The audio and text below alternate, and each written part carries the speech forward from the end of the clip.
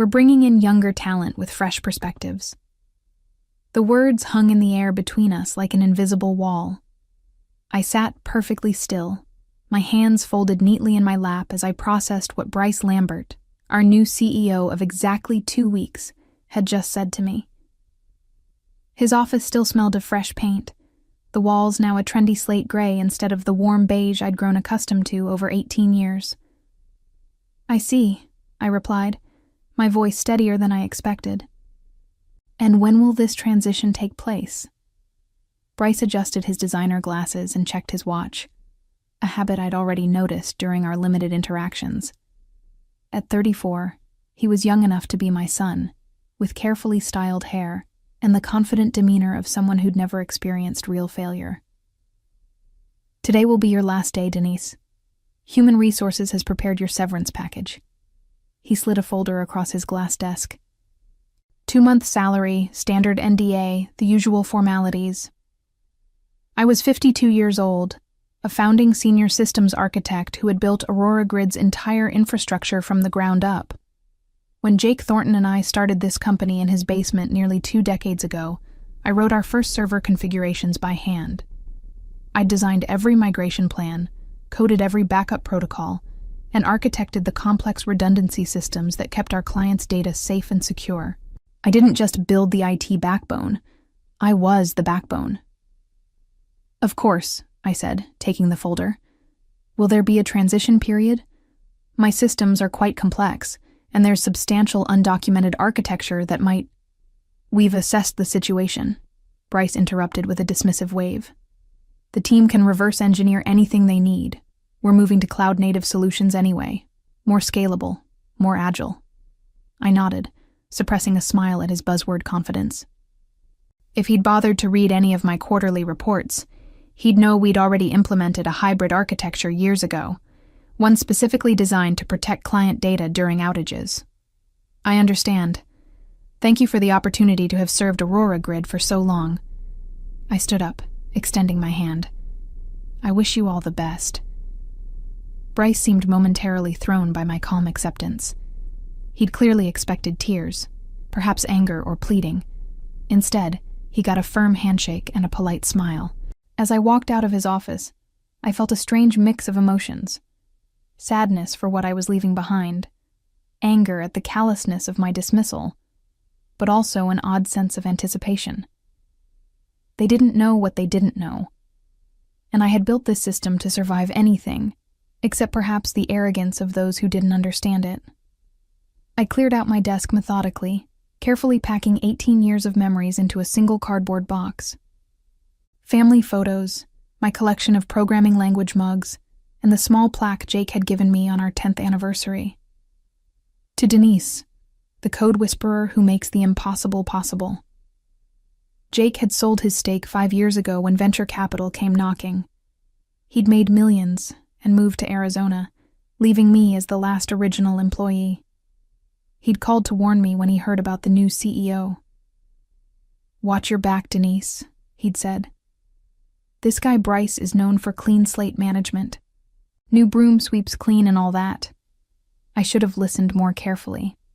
Looking around the open office space, I spotted Tim Chen, my lead developer, watching me with undisguised shock. I motioned him over. "They're letting you go?" he whispered, glancing nervously toward the executive suite. "That's insane. Nobody knows the infrastructure like you do." I placed a hand on his shoulder. "You'll figure it out. Just remember what I always say about the primary server cluster. Never update without running the diagnostic sequence first," he finished automatically. "But Denise, the authentication protocols, the recovery procedures, they're all documented," I said smoothly, "in the system." This wasn't entirely true. The documentation existed, but access required a specific sequence of credentials that only I possessed. It was a security measure I'd implemented years ago after a disgruntled employee had attempted to sabotage our backup systems. "I'll be fine, Tim. Change is part of growth." I handed him a sticky note with my personal email. "If you need anything, don't hesitate to reach out." I made my way through the office, saying quiet goodbyes to colleagues I'd mentored and worked alongside for years. Most were stunned, a few angry on my behalf. I maintained my composure, refusing to give Bryce or the executive team the satisfaction of seeing me break. On my way out, I stopped by Melissa Winter's desk. As head of human resources, she'd been the one to schedule my sudden meeting with Bryce. "I've processed your paperwork," she said quietly, unable to meet my eyes. "I'm sorry about this, Denise. It wasn't my decision." "I know." I smiled gently. "Just one question. Who's taking over the security protocols for the main server cluster?" "I think they're bringing in a new team from Pinnacle Consulting." She frowned. "Why do you ask?" I shrugged, adjusting the box in my arms. "Just curious. Change is good, right? That's what everyone keeps saying." As I walked through the glass doors of Aurora Grid Technologies for what might be the last time, I felt oddly light. 18 years was a long time to give to one company, and maybe, just maybe, it was time for something new. The first week of unemployment was disorienting. For nearly 2 decades, my alarm had gone off at exactly 5:30 a.m., and I'd been at my desk by 7, running diagnostics before most of my colleagues had even poured their first cup of coffee. Now, I found myself adrift in a sea of unstructured time. I spent the first few days updating my resume and LinkedIn profile, surprised to see dozens of messages from former colleagues expressing their shock and support. Several offered to refer me to positions at their new companies, but I wasn't ready to jump into anything yet. Financially, I was stable. I'd always lived below my means and had significant savings. On the 8th day after my dismissal, I received an email from Tim. "Denise, hope you're doing well. Things are chaotic here. The Pinnacle consultants are reviewing the entire infrastructure and making recommendations. They're talking about a complete system overhaul next month. Yesterday they mentioned deprecating your backup protocols as legacy systems. I tried to explain their importance, but I'm being sidelined. Miss your guidance, Tim." I crafted a careful response, advising him to document his concerns in writing while navigating the politics of the new regime. I didn't mention that deprecating my backup systems without understanding them first would be like removing the foundation of a building to modernize it. 2 days later, I received another message, this time from Alicia Gonzalez, the project manager for our largest client, Meridian Healthcare. "Denise, this is unofficial, but I wanted to give you a heads up. The migration team is planning to update the main server cluster next week. When I asked about the diagnostic sequence you always insisted on, they said it was unnecessary overhead and that their new continuous deployment pipeline would handle any issues automatically. I have a bad feeling about this. Best, Alicia." My stomach tightened. The diagnostic sequence wasn't just a cautious habit, it was essential. Our main cluster had specialized hardware configurations that required specific pre-checks before any system updates. Skipping them was like jumping out of an airplane without checking your parachute first. I considered reaching out to Bryce or the CTO to warn them, but pride held me back. They'd made it clear that my expertise was no longer valued. They'd chosen to dismiss nearly 2 decades of institutional knowledge without so much as a transition meeting. That night, I went through my home office, finding the encrypted hard drive where I kept backups of all my system documentation, including the detailed recovery protocols I'd developed. The procedures were complex by design, requiring specific authentication steps that only I knew by heart. I stared at the drive for a long moment, then placed it in my desk drawer.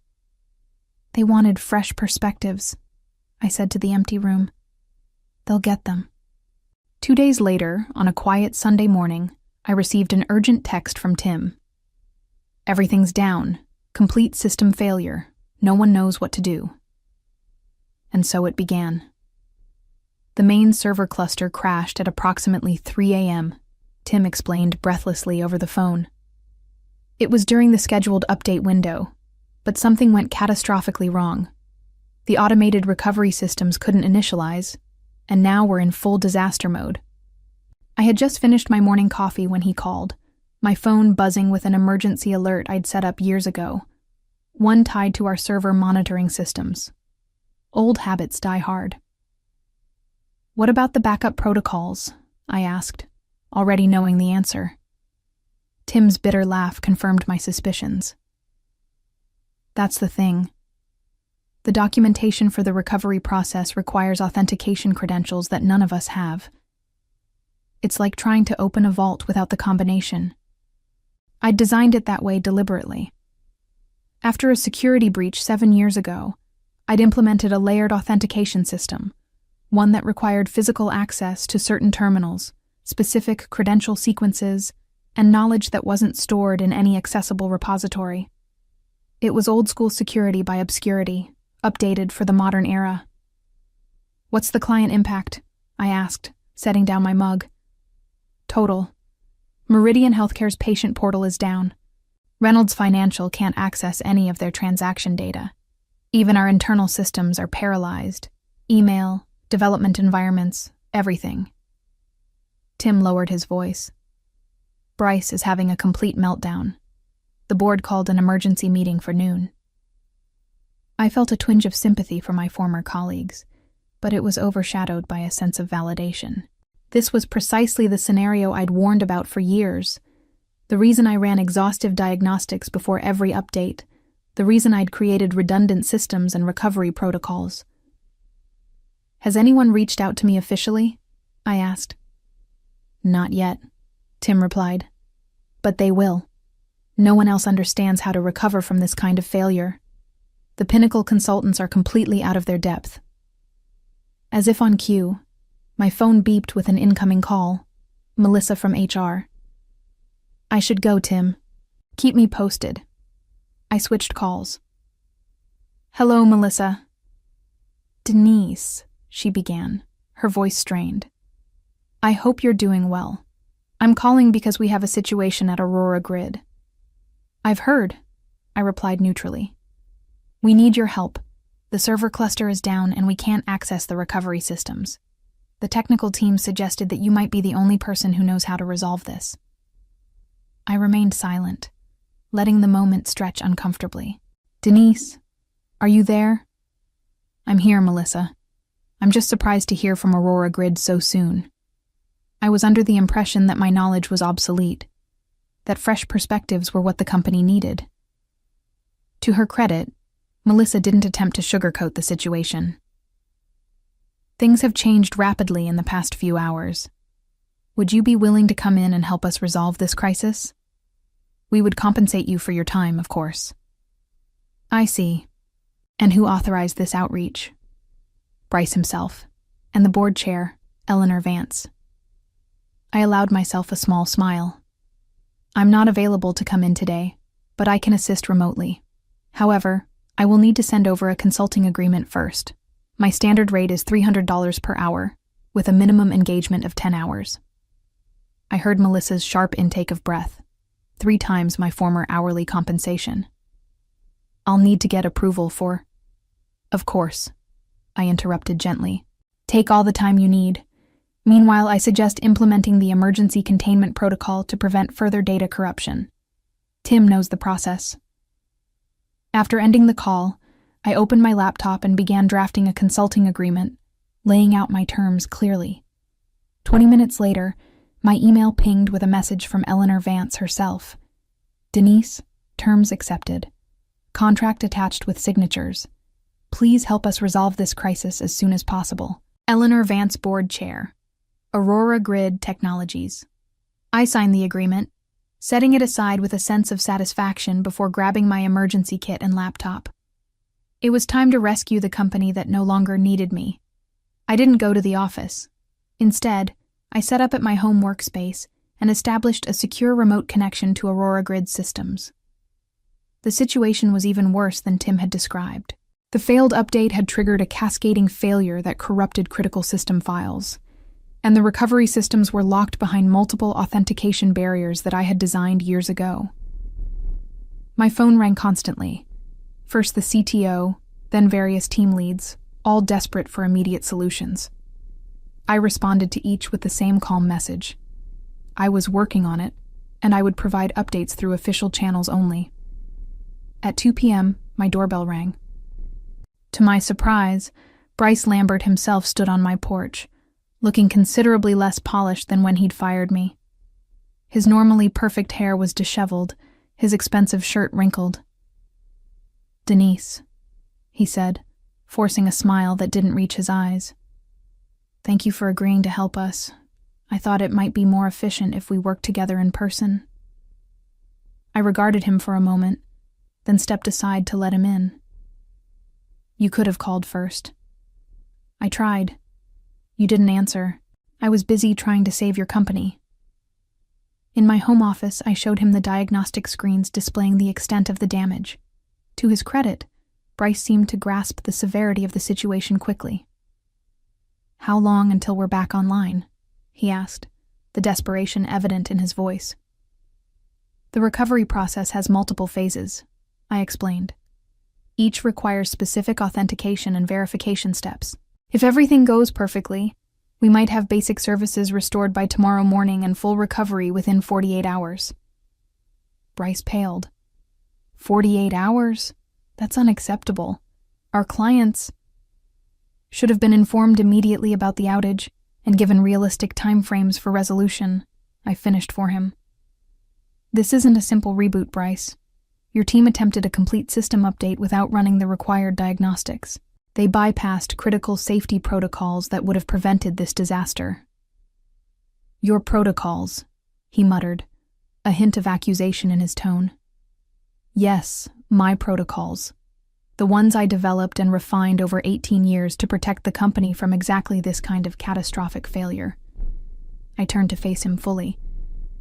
"The ones that were dismissed as legacy systems by consultants who've been with the company for less than a month." A flash of anger crossed his face, quickly replaced by pragmatic desperation. "What do you need from me to expedite this process?" "Nothing. I've already initiated the first phase of recovery." I gestured to my screens. "But there's something you should know. The board has reached out to me separately." This caught his attention. "What do you mean?" "Eleanor Vance called me while you were on your way here. The board is concerned about how this situation was allowed to happen. They've asked me to provide a full assessment of the infrastructure decisions made since my departure." It wasn't entirely true. Eleanor had texted asking for updates, but hadn't requested an assessment. Yet. Bryce's expression hardened. "I see. I'm not interested in office politics, Bryce. I'm here to restore the systems and protect the data integrity for our clients. That's all." "Our clients," he repeated softly. "You still think of them as yours?" 18 years create strong bonds," I replied evenly. "Now, if you'll excuse me, I need to continue the recovery process.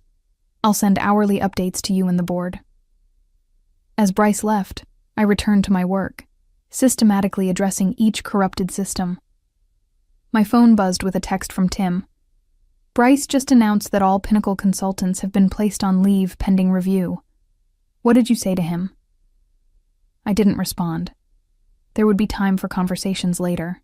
Right now, I had a company to save, whether they appreciated it or not. By midnight, I had managed to restore the authentication systems and begin the data recovery process. My eyes burned from staring at screens, but I felt a familiar satisfaction as each system gradually came back online. This was the work I had always excelled at, solving complex problems under pressure, making order from chaos. At 2 a.m., as I was finalizing the recovery sequence for the client portals, my phone rang. It was Eleanor Vance. "Denise, I cannot thank you enough for stepping in," she said without preamble. "The board has been receiving your updates. Your progress is remarkable." "Thank you, Eleanor. The critical system should be operational by morning, though full data validation will take another day." There was a pause before she continued. "Denise, I've been reviewing the decisions made over the past few weeks. The board was not fully informed about the extent of the changes being implemented, particularly regarding the core infrastructure you designed." I kept my voice neutral. "I'm focusing on the recovery right now, Eleanor. We can discuss management decisions after the crisis is resolved." "Of course," she agreed. but I want you to know that the board recognizes the value of your expertise. We would like to discuss a more permanent arrangement once this situation is stabilized. After ending the call, I allowed myself a moment of reflection. In just 3 weeks, the company had gone from dismissing me as obsolete to desperately needing my expertise. It was validation, certainly, but also a stark reminder of the tech industry's short-sightedness when it came to experience versus trends. The next morning, I arrived at the Aurora Grid offices shortly after dawn. The atmosphere was tense, clusters of employees whispering in corners, the executive suite conspicuously empty. Tim met me at the door, relief evident on his face. "You're a miracle worker," he said, falling into step beside me. "The main customer portals are back online, and we've received confirmation that no data was lost." "Not a miracle," I corrected him. "Just proper system design and recovery protocols." In the conference room, I found the executive team and several board members gathered around the table. Bryce sat at the far end, his expression unreadable as I entered. Eleanor Vance rose to greet me. "Denise, thank you for coming in. We've been reviewing the preliminary damage assessment." I connected my laptop to the room's display, bringing up a detailed analysis of the system's failure and recovery process. As you can see, the cascade was triggered by an unauthorized update procedure that bypassed essential diagnostic protocols. Had these protocols been followed, the system would have flagged potential conflicts before implementation. For the next hour, I walked them through the technical details, explaining in terms they could understand why the failure had occurred and how similar disasters could be prevented. I concluded with a series of recommendations for immediate implementation. When I finished, Eleanor spoke first. "What would it take to bring you back, Denise? Not just as a consultant, but in a leadership role. Director of Infrastructure Security, perhaps?" Before I could respond, Bryce interjected. "With all due respect, we need to consider the modernization initiatives.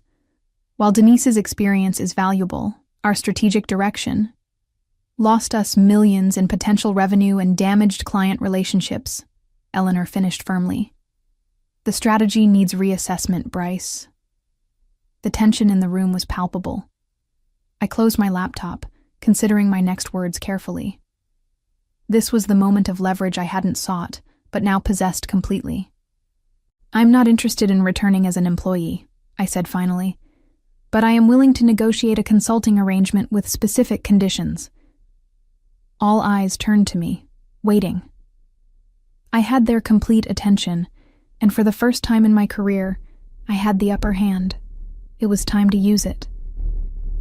3 days after the system crash, I sat across from Eleanor Vance and the board's attorney, finalizing the terms of my consulting agreement. The document before me represented not just a professional victory, but a personal vindication. "To summarize," the attorney said, reviewing the key points, "Aurora Grid Technologies will retain your services as principal infrastructure consultant for a minimum of 6 months at your stated rate of $300 per hour. You'll maintain your independent status while overseeing the reconstruction of the security architecture and training of internal staff." Eleanor added, "And as discussed, the board has approved the formal acknowledgement of your original system architecture, with full attribution in all technical documentation and client materials." I nodded, scanning the final page of the agreement. "And the letter?" "Has been drafted as requested," Eleanor confirmed, sliding an envelope across the table. Inside was a formal apology from the board, acknowledging my contributions to Aurora Grid and expressing regret for the manner of my dismissal. It wasn't legally binding, more a matter of personal satisfaction, but it mattered to me. "Then we have an agreement," I said, signing the final page. "I'll begin the comprehensive security audit tomorrow." As we concluded the meeting, Eleanor walked me to the elevator. "Between us, Bryce has been placed on administrative leave pending review. His decision to bypass established protocols without proper understanding of the consequences was illuminating for the board." I maintained a neutral expression. Companies often confuse innovation with abandonment of fundamental principles. The best technological solutions build upon proven foundations, rather than discarding them entirely. Eleanor studied me with newfound respect. You know, Denise, in all the years you worked here, I don't think leadership ever truly appreciated what they had in you. That's often the case with infrastructure, I replied as the elevator arrived.